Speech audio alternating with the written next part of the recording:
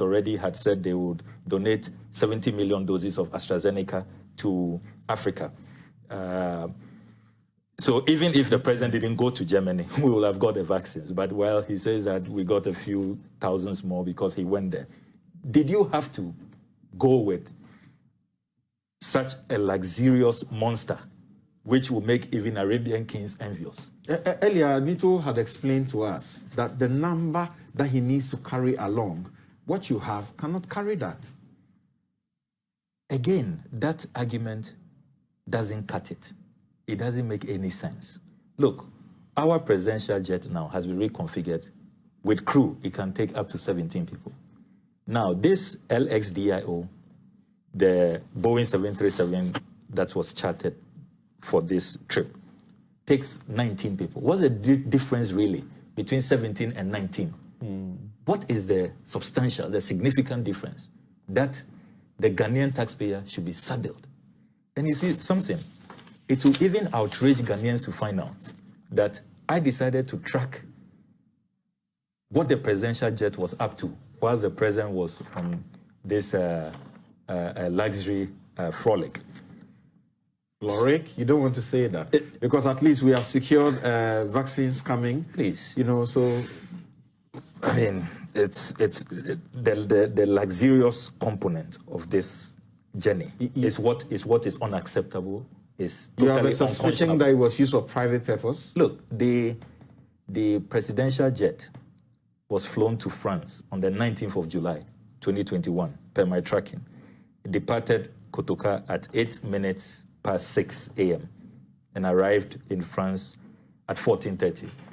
It flew direct. Remember that when I put out the first article, the first expose on the ACJ 320 Neo, some MPP communicators said, oh, you know, the aircraft cannot fly directly to France.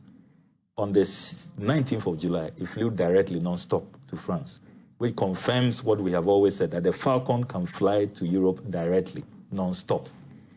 Now, I'm interested in who really took this aircraft to France, or probably was it for servicing? They should let us know.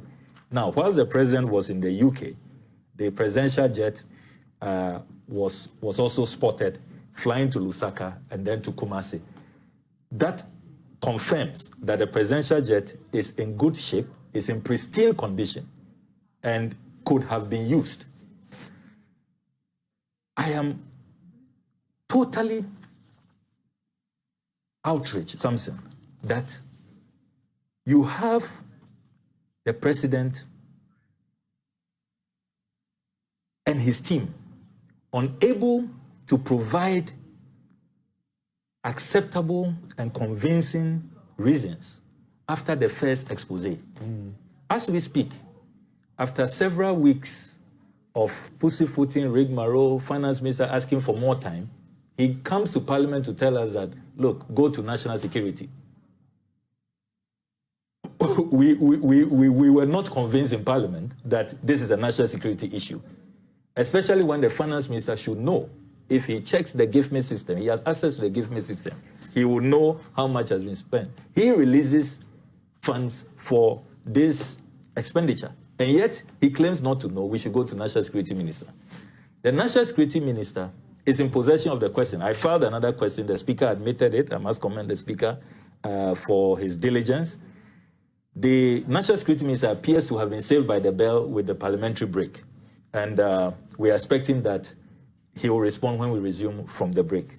Now, the answer has not been provided. The dust has not settled on the first one, the ACJ 320. But gauging from the uproar, the anger of Ghanaians, saying that, look, you promise to protect the public purse. What you are doing, you are rather saddling us with more expenditure. Let us use these resources to look at school feeding caterers this whole week, agitating that they've not been paid for 7 months. Look at the considerable labor agitations, at the labor front. UTAC, Federation of Senior Staff Association, NAT and NAGRAT have all served notice. GMA has served notice. The frontline healthcare workers who are helping us fight COVID, the promises we made them have not been honored. We say that we should burden share. That is why the president, you told us during the May Day celebrations that you are even willing to suspend salary increase for you and your appointees. So let's all burden share. Is this burden sharing? This cannot be burden sharing. So the president really has shown the height of insensitivity and total disrespect and contempt for the Ghanaian people. When this first expose has not been with addressed. Considerable experience in managing a president, says he agrees with you if it is used for a private purpose, it must be paid for. As you have also said, is the practice elsewhere, even in America. Yeah. But where he disagrees with you is where you say we should pass regulations or policy that dictates how presidential travels must be handled. Why is that? In 30 seconds, I need to move to the others to get their views. It's from best practice. I have studied the presidential travel policies across the world, and they don't leave it to the discretion of a president. No president of the United States of America can decide that he won't use the presidential jet, he wants a more luxurious or something else. You are not allowed, because it even jeopardizes your security. Those who are saying that some of the arguments I'm making, I'm undermining the security of the president, it's not true. We are rather asking for more security. When you use your presidential jet, you are using your own pilot, your crew, whose allegiance you can trust, their loyalty is known. These commercial jets, they don't allow you to come with your pilot and your crew. You don't know where they owe allegiance. So it is not even safe for the president. So we need a presidential travel policy now, because the abuse is just too much. And that presidential travel policy should dictate that presidential jet must be used. If you look at our history, all the times we've had presidential jets, when we had the first presidential jet in 1962, the DH-125, President Nkrumah stuck to it, he used it.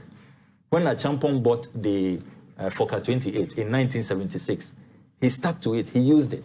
When Rawlings bought the Gulfstream GIII, President Rawlings stuck to it and used it. When the Falcon arrived in 2010, President Mills used it, President Mahama used it. This business of abandoning the presidential jet is so new and is so offensive, and the president must stop. Look, the world over, even in the United States, where they have the presidential travel policy, they still go further to ensure that refunds are made. You know, in the United States, if you are on Air Force One and you have mixed functions, you do a detour and attend to private business, you are asked to reimburse. Political campaign, okay. Political fundraisers or graduation. For it. You pay the state for it. Thank you. And I have let